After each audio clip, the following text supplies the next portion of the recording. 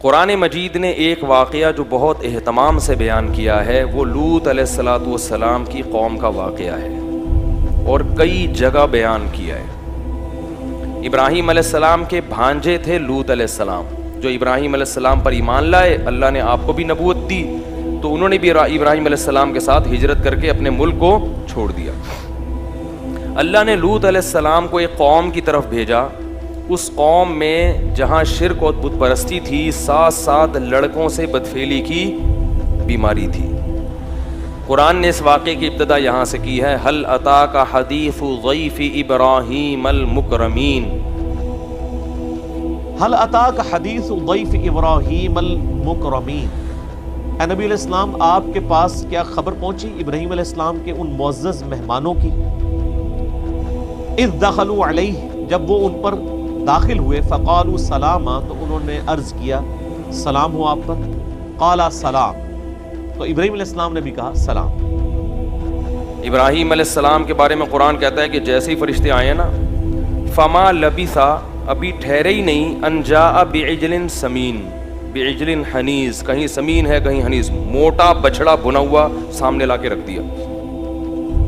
قوم منکرون، اور دل میں ابراہیم علیہ السلام سوچنے لگے کہ یہ بالکل انجان لوگ معلوم ہوتے ہیں، یعنی ابراہیم علیہ السلام نے جو ان کو دیکھا تو وہ ان کو اپنے علاقے کے لوگ نہیں لگے، بالکل ڈیفرنٹ لوگ لگے اور ان کی پہچان نہیں تھی۔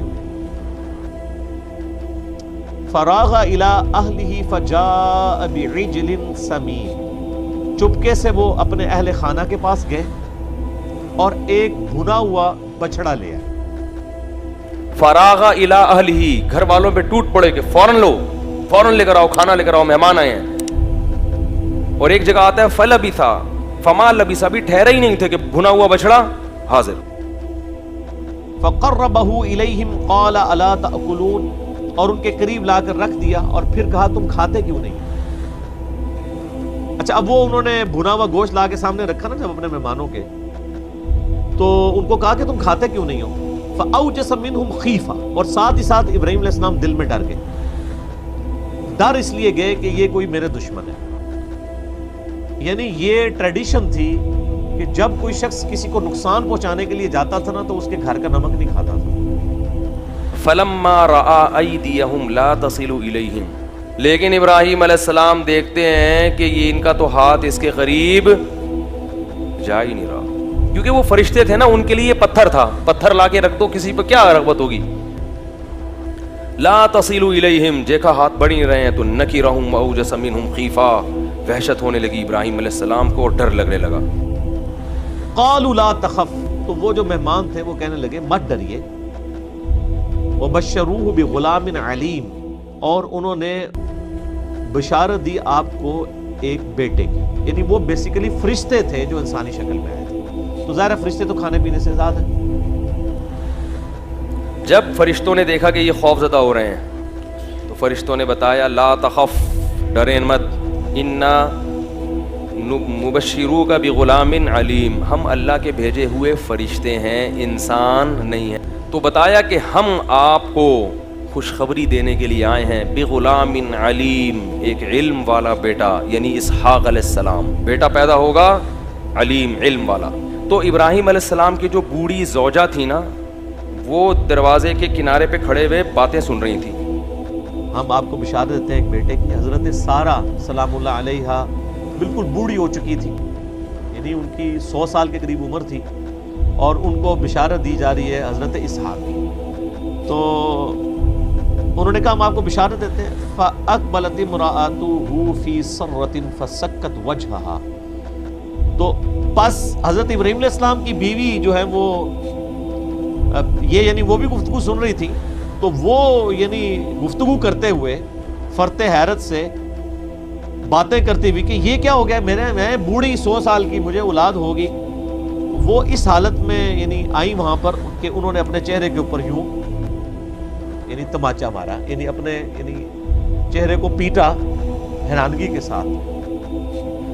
اس لیے نہیں کہ تجسس، اس لیے کہ ان کو بھی ڈر تھا نا کہ پتہ نہیں کون مہمان آئے ہیں، میرے شوہر کی ظاہر ہے دشمنیاں بھی ہیں، کوئی نقصان نہ پہنچا دے، تو وہ دیکھ رہی تھی کہ کیا مسئلہ ہے۔ تو جیسے ہی انہوں نے کہا نا کہ ہم خوشخبری دینے کے لیے آئے ہیں کہ آپ کو بیٹا ملے گا, تو قرآن کہتا ہے فسکت وجہا, وہ بڑھیا نے نا ایسے ماتھا ٹھنکا. جیسے یہاں پہ بھی یعنی جب کوئی حیرانگی کی خبر پہنچتی ہے تو ہمارے معاشرے کے اندر یوں فوراً لوگ ماتھے پہ ہاتھ رکھ لیتے ہیں یا یوں کر لیتے ہیں. تو وہاں پہ ٹریڈیشن یہ ہوگی, انہوں نے اپنے چہرے کے اوپر یوں ہاتھ مارا. وقالت عجوز عقیم, اور ان کا میں بوڑھی بانج, میرے یہاں بچہ ہوگا. ظاہر بہت بڑی ازمائش ہے, ایک 100 سال کی بڑھیا جو ہے یعنی اس کے یہاں بچہ ہو تو وہ تو باہر باقی عورتوں کو کیا منہ دکھائے گی. ہائے ناس یا ویلتا, ہائے بدبختی, الیدو وانا عجوز, میرے بچہ ہوگا میں بڈھی, وہذا بالی شیخ, اور یہ میرا میاں. اس کو دیکھو کیسے حضرت ابراہیم کی طرف ہادہ اشارے کے وقت بولا جاتا ہے, کیسے اشارہ کیا ہوگا نا, یہ میرا میاں کیا ہے, یہ بھی تو بوڑھا ہو گیا.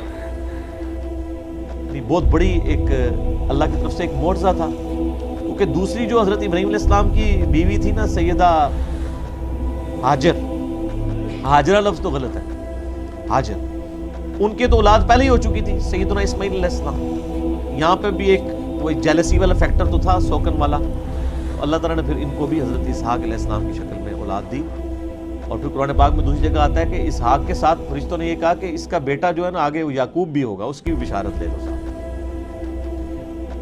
اور وہ بیٹا بھی ہوا. اور پھر تو جناب پیغمبروں کی پھر لائن لگ گئی نا, یعقوب علیہ السلام کے آگے پھر 12 بیٹے, ان میں حضرت یوسف علیہ السلام. تو کہنے لگی میرے بچہ ہوگا, میں کیا ہوں, بڑھیا.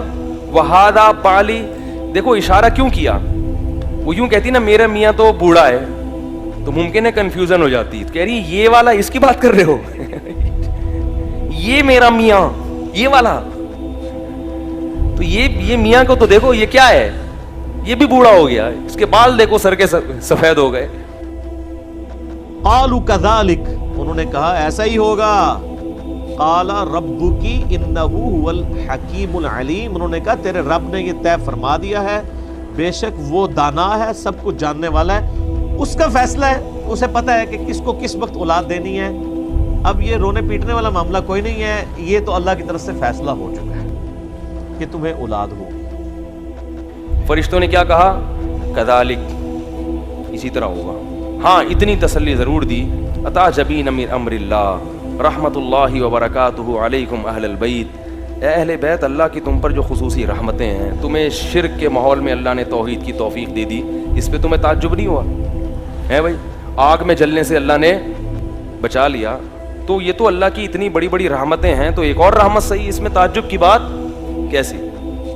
تو یہ ان فرشتوں نے بشارت دی.